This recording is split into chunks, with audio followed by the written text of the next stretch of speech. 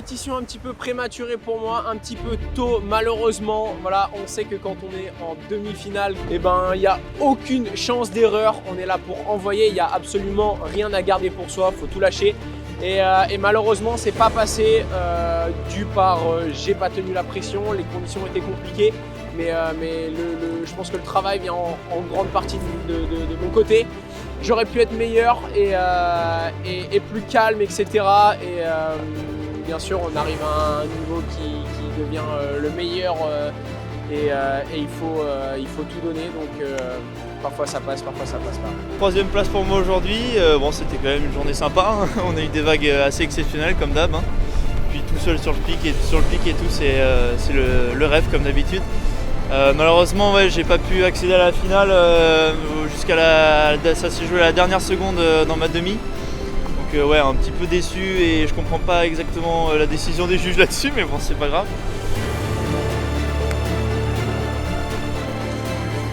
Ouais, on vient juste de finir l'event à Farid Island ici. J'ai fait second à l'event et du coup j'ai le titre de champion du monde. Donc ça fait 3 ans que je travaille dessus avec mon sponsor Gong et que je m'entraîne beaucoup aussi et 3 ans que je le rate à pas grand chose. Donc là je suis super content de l'avoir enfin et c'est pas fini. Alors le moment le plus marquant de cette saison, c'était quand j'ai su que j'avais remporté le titre à Abu Dhabi. C'était un peu flou au début parce qu'on ne savait pas au niveau des points si j'étais à égalité ou si j'avais eu le titre. Et donc j'étais avec mes teammates de l'équipe de France, surtout Julien Ratotti avec qui on se battait pour le titre. On était égalité à ce moment-là. Cette troisième place, pour moi, elle représente un peu l'accomplissement de cette saison. Bien sûr, il y a encore des marches à aller prendre et quelques places à aller chercher parce que voilà, c'est quand même la première place qui nous intéresse. Pour ce qui est du groupe équipe, c'est vraiment un super groupe. Voilà, on est tous des compétiteurs, donc je pense qu'on se tire tous la bourre. Si chacun arrive à apporter ses qualités, ça permet vraiment au groupe d'évoluer à une vitesse impressionnante comparée, on va dire, aux autres équipes et aux autres nations. Cette deuxième place au classement GWA, elle représente beaucoup de choses. Elle représente du travail à la fois personnel et beaucoup collectif. Même si l'année dernière, c'est déjà la place que j'avais eue et que forcément c'est un peu amer de ne pas avoir réussi à aller chercher cette première place, j'ai vraiment vu sur mes résultats et sur mon agressivité, sur mes performances que le travail avait vraiment payé et qu'il ne restait pas grand chose à faire pour aller chercher cette première place. Pour ma part, c'était un truc un peu difficile à gérer, mais en fait, je me suis vraiment rendu compte que le collectif, il est aussi là pour ça. À côté de moi, ça perfait super fort.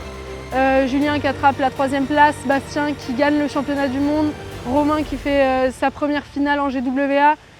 C'était juste un moment hyper fort. The first ever edition of the Formula Wing World Championships marks an important milestone in the progress of the fast developing sport of wing foil racing. Le championnat de Formula Wing qui a eu lieu à Cagliari cette année, ça a été une toute première pour l'IWSA. Donc un titre de champion du monde décerné après 5 jours de compétition. Ça a été une semaine qui a été extrêmement riche en apprentissage. Gio was coming under pressure. With the 5 p.m. cut-off just a few minutes away, hard, they kept their nerve under enormous pressure. And as first ever winners of the Formula Wing World Championships, Mathis Gio have secured their place in the annals of wing foil racing.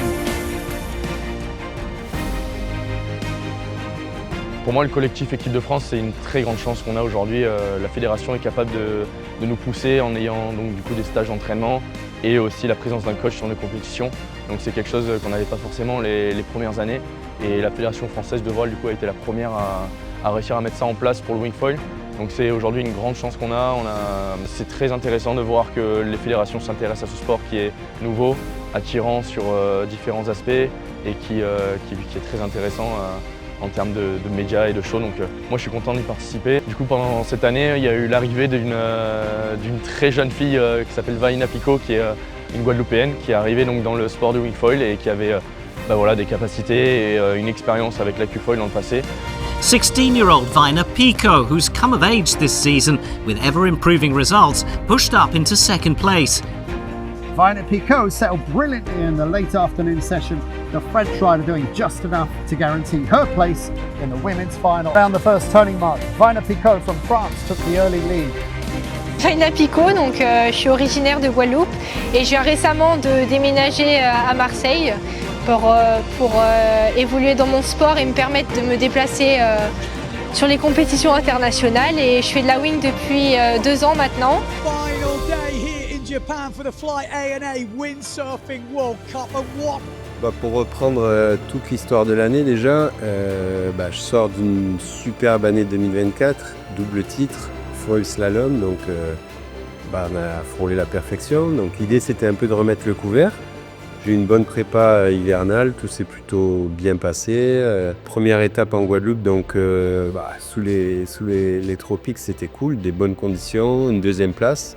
Là il y avait le défi Wind à Gristan qui se déroulait fin mai. Et là, premier écueil, la veille de la course, une petite heure de trop sur l'eau et je me déchire le mollet. C'est pas du tout le bon moment parce que juillet-août, il y a des grosses échéances. Le deuxième écueil, en fait, j'apprends de la part de l'organisation de la Coupe du Monde que j'aurais pas le droit de courir avec mon matériel actuel.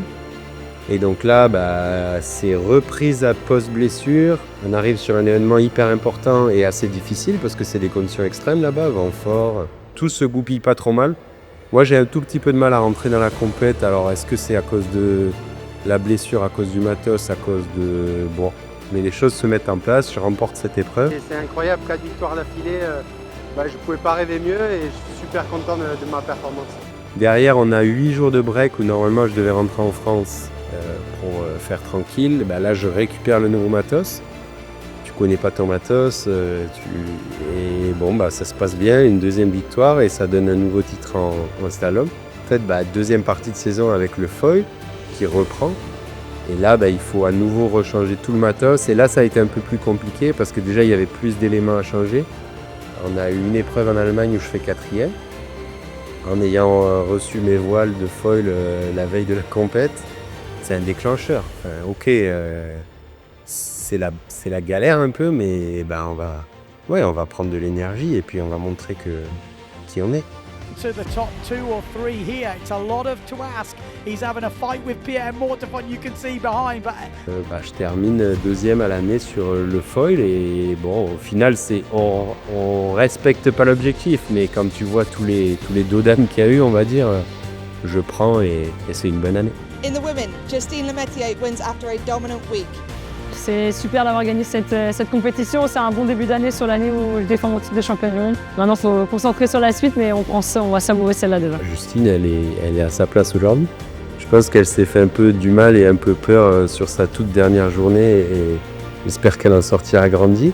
Now we come to the women and we had probably the craziest last day I can ever remember on tour. You couldn't write what happened today. First round. Well, Justine Lemaitre, a mistake from her after leading at the first mark, crashed out on the jibe. She did make a good comeback. So, with 2 more eliminations planned, just needed a safe result to guarantee that world title. And that is where it all went wrong. Lemaitre thought she'd gone over the line early. She came back to the beach thinking it was all over. The problem was there was no one over the line early and she missed out on the second elimination today.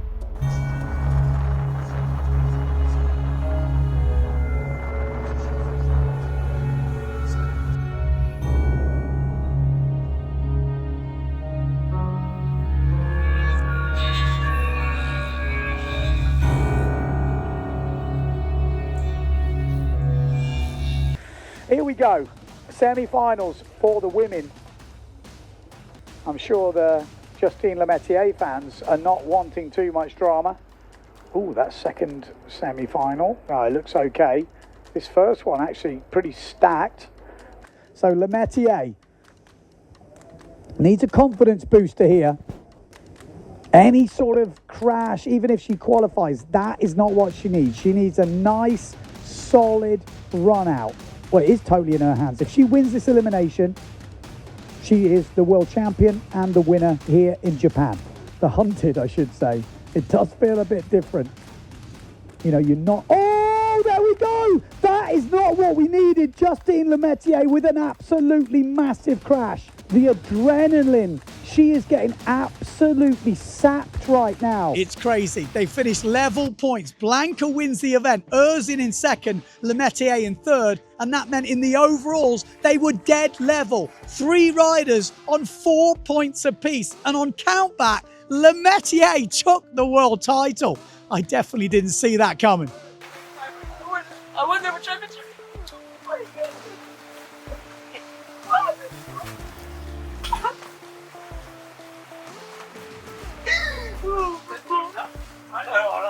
So big drama, some massive emotions.